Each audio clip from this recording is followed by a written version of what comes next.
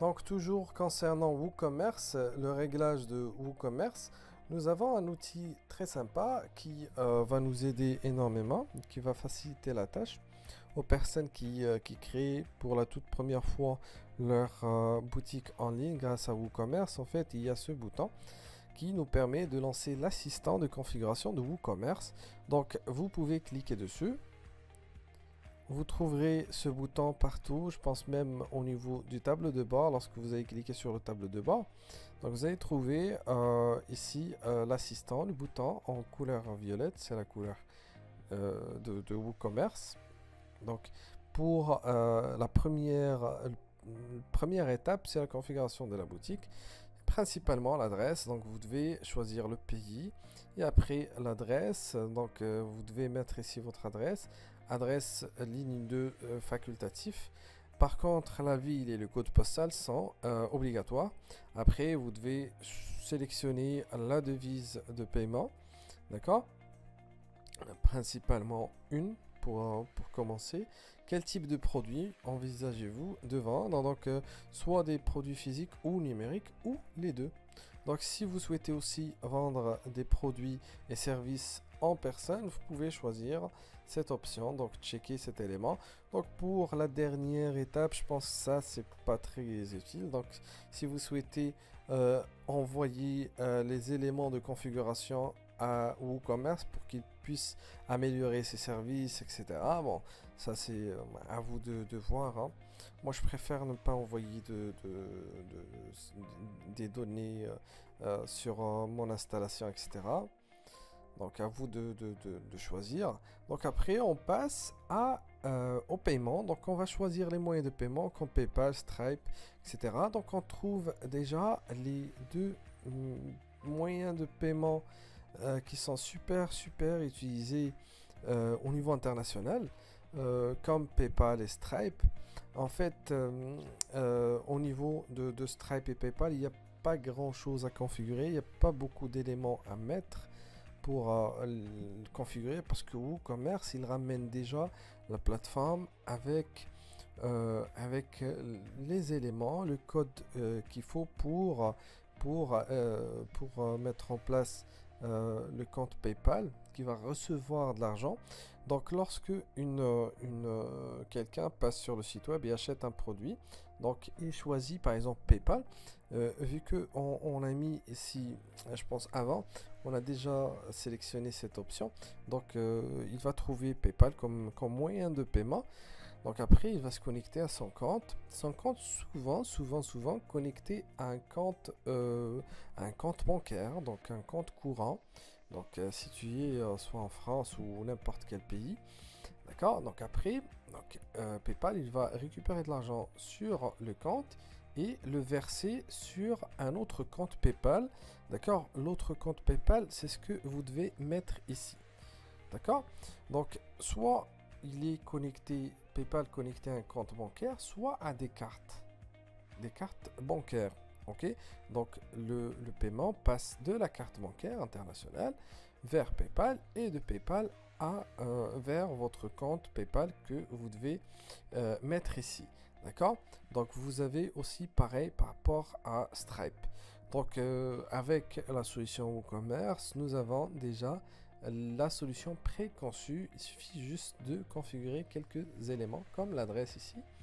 Après, les paiements hors ligne, collecter les paiements des clients hors ligne. Par exemple, voilà, les paiements par chèque, par virement, paiement à la livraison.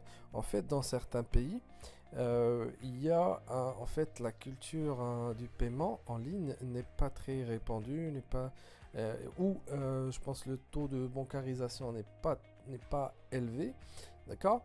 Donc par exemple au Maroc, il y a il y a je pense un taux de bancarisation important, égal à je pense 75% des personnes qui ont des comptes bancaires et tout.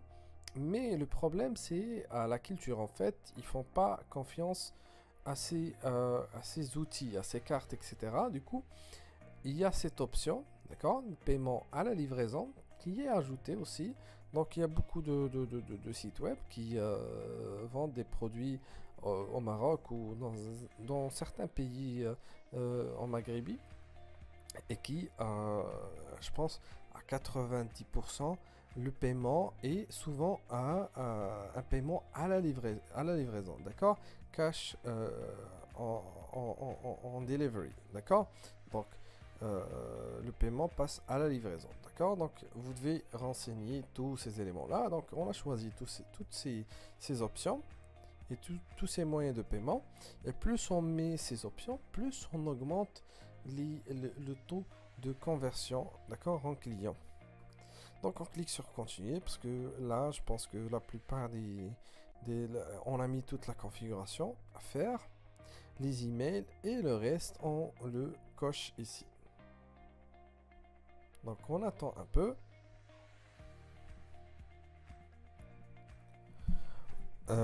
Une fois que la configuration sur le paiement est faite, on passe après aux expéditions. Donc pour l'expédition, il n'y a pas grand chose à faire, juste le choix de l'unité à utiliser pour le poids et pour les dimensions. Donc on utilise en Europe et partout, donc on utilise kilogrammes et centimètres.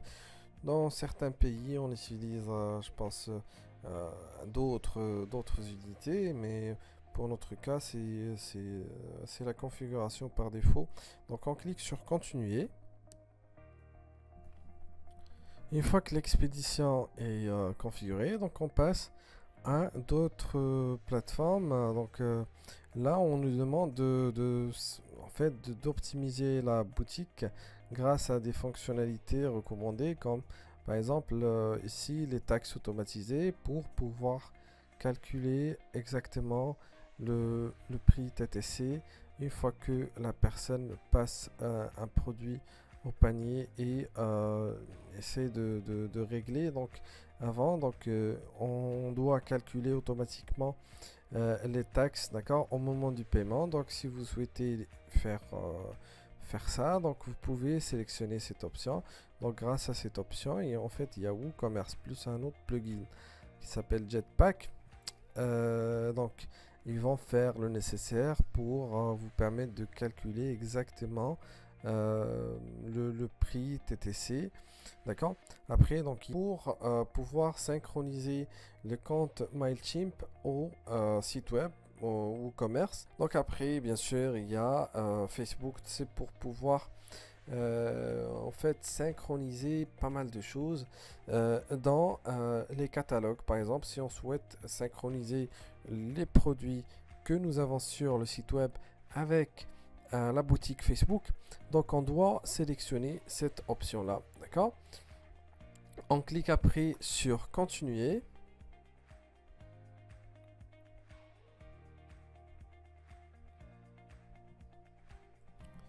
Donc pour la dernière version, en fait, nous avons un plugin qu'on appelle un plugin all-in-one. Donc c'est un plugin qui permet à la fois de gérer la sécurité du site web et qui permet aussi de gérer l'aspect design du site web et qui offre des éditeurs et tout. Donc aussi un outil qui permet de créer des sauvegardes automatiques, etc.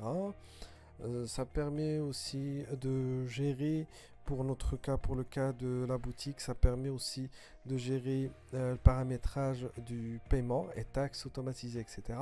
Donc Jetpack, donc c'est un pack de plugins. Donc il y a pas mal de plugins à l'intérieur et de fonctionnalités qui aident les webmasters à bien et à mieux gérer leur site web. Donc on peut utiliser la version gratuite parce que il y a plusieurs plans sur Jetpack. Il y a un plan gratuit avec quelques fonctionnalités. Il y a d'autres plans qui commencent à 4 euros, quelque chose comme ça. Donc vous pouvez avec le temps soit utiliser la version complète ou utiliser juste la version gratuite. Mais en tout cas, on peut tester. D'accord. Et après, vous aurez bien sûr plus de marge de manœuvre sur l'outil.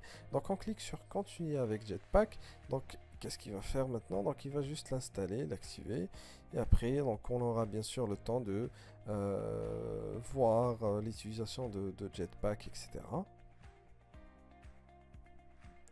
Donc après, il demande la configuration, en fait, déjà terminée ici, mais il demande à ce que WordPress.com, d'accord, plutôt à connecter Jetpack ou créer un compte sur Jetpack avec WordPress.com, avec le compte WordPress.com, d'accord. Donc là, on attend jusqu'à ce qu'il connecte le compte, ok, à celui de WordPress et après il revient. Donc tout est prêt pour le moment.